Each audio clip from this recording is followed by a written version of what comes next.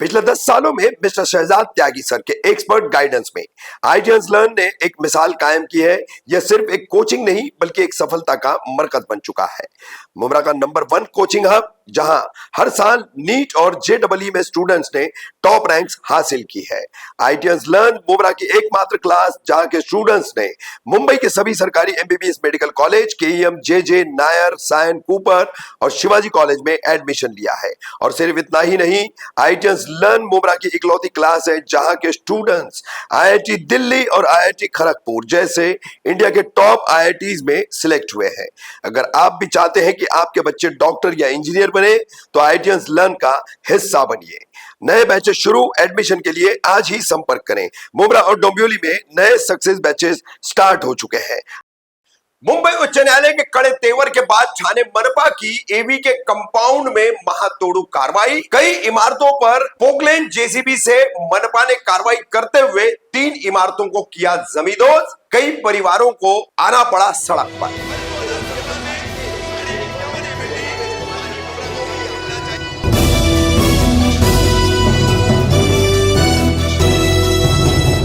रफीक कामदार हिंदुस्तानी reporter में आपका स्वागत है। 13 जून शुक्रवार को ठाणे मनपा की दीवा प्रभाग समिति के अंतर्गत प्रभाग 29 में आने वाले कौसा शील रोड स्थित सर्विस रोड को लगकर जो खान कंपाउंड है, इससे ठीक पीछे की तरफ एवी के कंपाउंड में एक साथ कई अवैध इमारतों का निर्माण चल रहा था।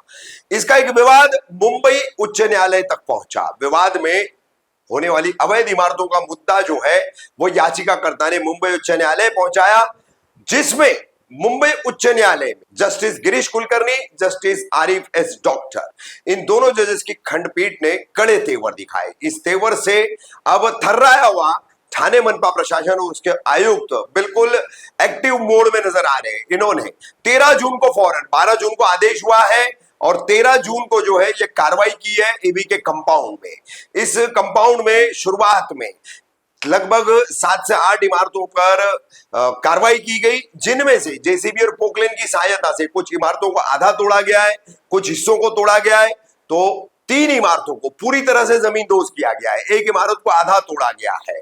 अब ये जो पूरा मामला है, इसमें आपको बता दें कि हाईकोर्ट की इस बेंच ने जो 5 पेज का आदेश दिया है, उसकी एक अलग खबर हम आपको दिखाने वाले हैं, क्योंकि उसमें हाईकोर्ट ने ठाणे मनपा प्रशासन के, उसके आयुक्त सौरभ राव के और तमाम वरिष्ठ अधिकारियों के, तमाम कर्मचारियों के कपड़े उतारे हैं और उन्हें बिल्कुल नंगा कर दिया है। तो उसकी खबर हम विस्तृत रूप से उस आदेश के साथ आपको दिखाएंगे। यहां पर आप देखिए कि किस तरह से कार्रवाई की जा रही है। कई परिवार जो है वो बेघर हो रहे हैं। अब दूसरी तरफ जो बिल्डर्स है, जिन्होंने लाखों करोड़ों रुपए इसमें लगाए, उन्हें करोड़ों का नुकसान भी हो रहा है। फिर एक बार हाईकोर्ट का आदेश, उसके ऊपर मुमरा कौसा शील परिसर में अमल, मगर दोषी अधिकारियों पर कार्रवाई कौन करेगा?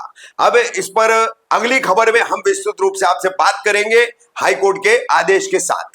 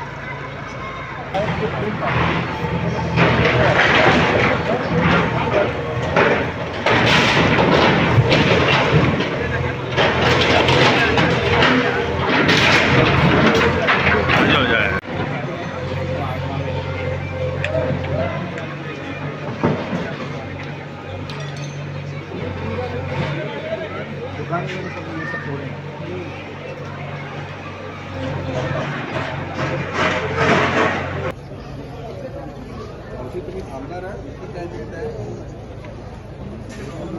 तुमचं आहे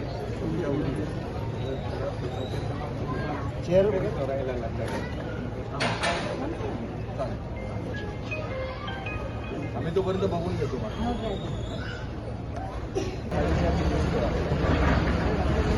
माहिती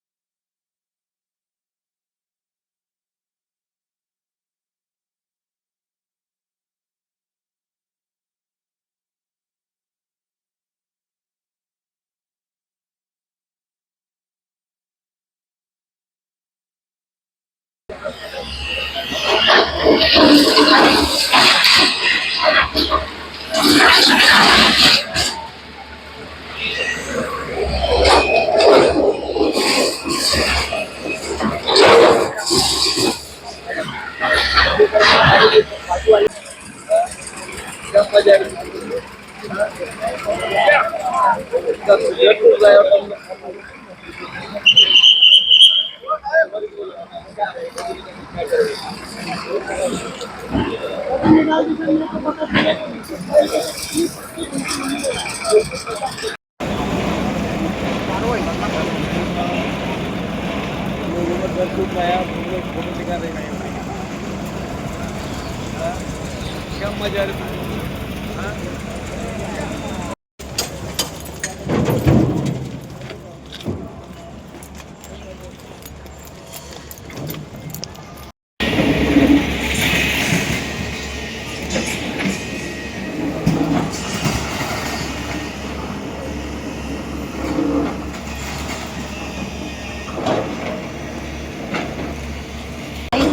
नोटिस नहीं दिया है, 2.5 लाख का नुकसान हो गया है मेरा।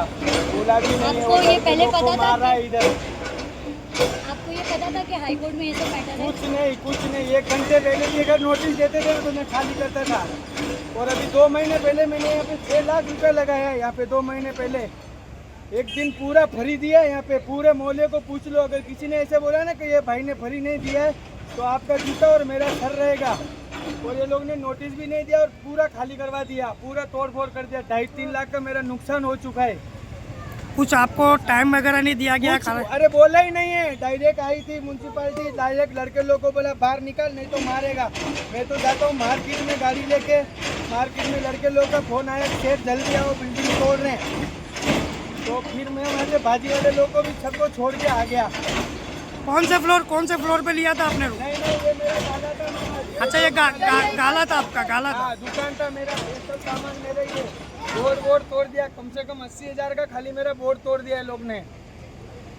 2.5 लाख रुपए का मेरा नुकसान हो चुका है, पूरा 2.5 लाख रुपए का।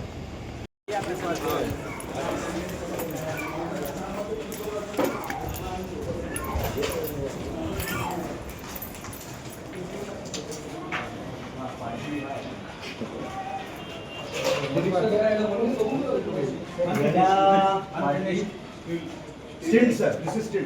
Partly still, na? Unfinished still.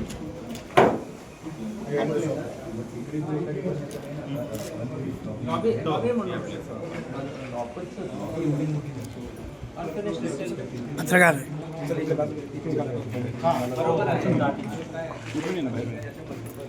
ना सामान निकालने दे रहे, ना कुछ डायरेक्ट तोड़ रहे लोग घुस के, ना इन लोग के पास कुछ कार्रवाई है। और इन लोग ये जबरदस्ती है इन लोग की ये।